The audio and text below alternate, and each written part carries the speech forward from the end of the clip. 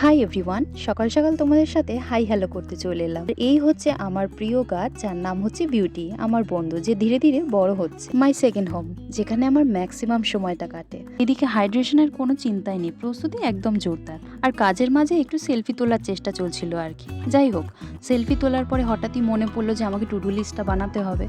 তাই বসে পড়লাম নোটপ্যাড নিয়ে, টু ডু লিস্ট বানিয়ে শুরু করলাম একদম সেই লেভেলের কাজ। আর কাজের মধ্যে থাকলে কিভাবে যে সময়টা কেটে যায় সেটা বোঝাই যায় না।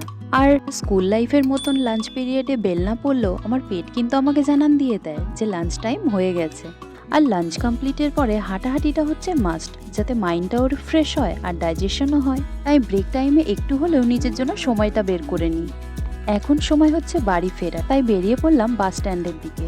আর হঠাৎই সামনে দেখতে পেলাম একটা ঘোড়ার গাড়ি। মুহূর্তের মধ্যে ঠিক যেন নিজেকে একটু রয়্যাল ফিল করলাম। সত্যি ছোট একটা সিন পুরো দিনটাকে কেমন যেন স্পেশাল করে দিল।